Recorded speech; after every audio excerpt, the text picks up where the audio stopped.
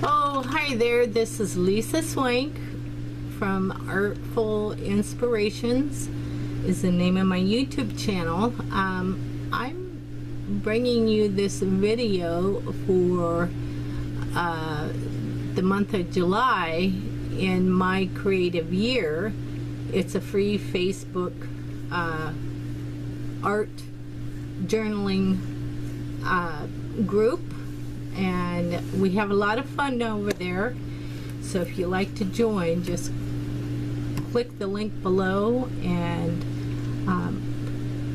as long as you answer the 3 questions, you'll be allowed in. And you know, our theme this month is tips, and let's see.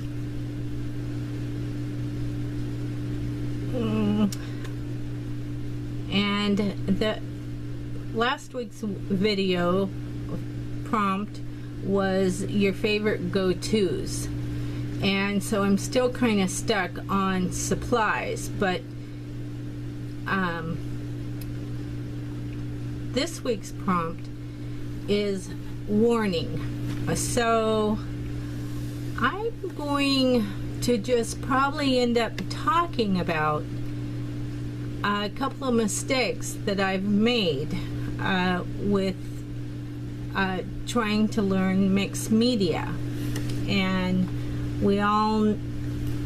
I know now that this is acrylic paint. It was leftover paint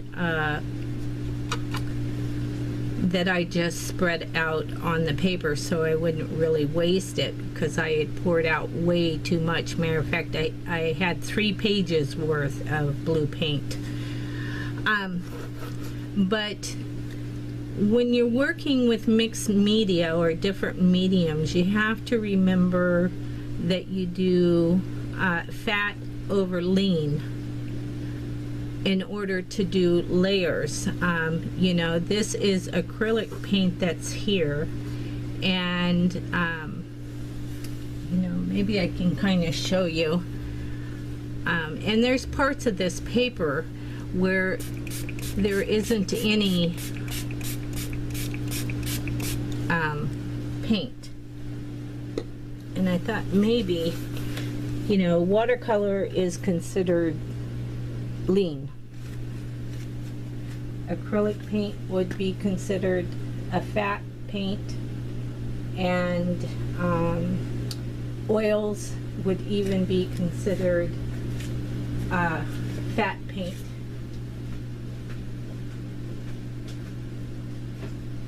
I just needed to get some water. You know, it's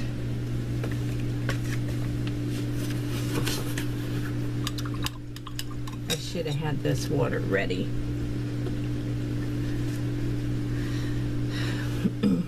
Let's see, what's something that really quite shows up. So, you know, as long as I do this on the bare paper, it's gonna be there, it's gonna show.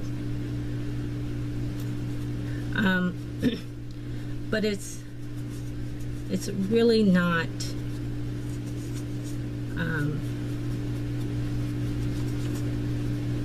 you know, it's not a good layer. Watercolor is not a good layer to put over acrylic paints. The only reason why you're seeing yellow is because of there's white pieces of the paper showing through. And so if you just remember fat over lean, and the you know, it doesn't work very well. I mean, it did turn some of it green there, where it was pretty light. But if you just remember that that rule of thumb, that it's fat over lean when it comes to your art supplies. The other thing is that I have found myself in a predicament is I've thought that my page was dry enough to work on. Excuse me, allergies. And I can't tell you how many micron pens I have. I could feel that there's still ink in them. But as hard as I try, I can't get the ink to come out because there's dry medium or something on top of them. And I thought, well, before I finally toss them out, I was going to give them a little soak in turpentine. I don't know if that works. Don't try that because I have no idea if that works or not. I just thought, but I've ruined a lot of these by not quite waiting for my layer to dry. So that's kind of important to do. And I had a little book of things that I wanted to say here.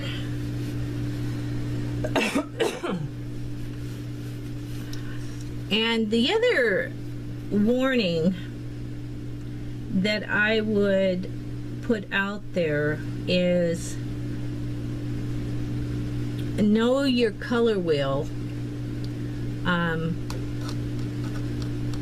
because if you mix a color with its complement color, it's going to gray it down and turn it to a murky color.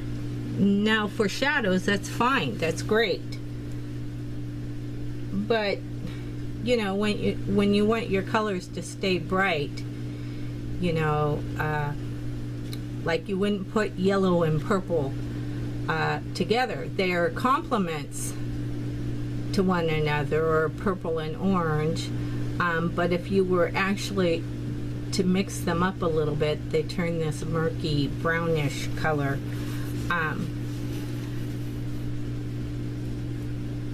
You know, some of these things I've done. These are mistakes that I've done, and I've heard artists talk about them before, but you know, I really have to stress how many of these, and I thought it was perfectly dry enough to work on, and it wasn't, and I ended up ruining some. You know, these are kind of pricey little pens, and they're water resistant. They're permanent pens, and I've messed up the nibs on them, so they're probably no good. But before I toss them out, I was gonna see if I could soak the tip in something. I have no idea if it'll work, but we'll see.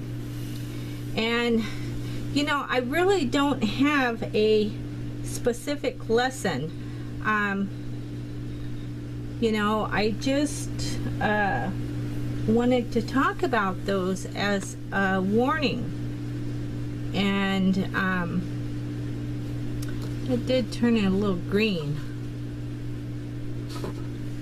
But usually the rule is fat over lean, and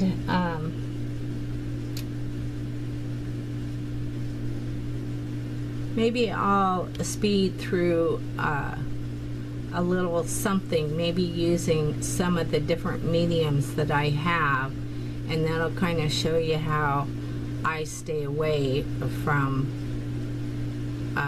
making some of those mistakes. And you know, I don't want to show you how to ruin a pen because that would be terrible. So maybe I'll do something based on the different mediums, but I want to kind of make sure that I can speed it up so this video doesn't get too long. And I don't have a lot of supplies with me. I am still at my mother's house helping her regain her strength from surgery. So you know, I'm limited in space for space here, so I didn't bring a lot of supplies with me. Okay, Be back in a few minutes, or second.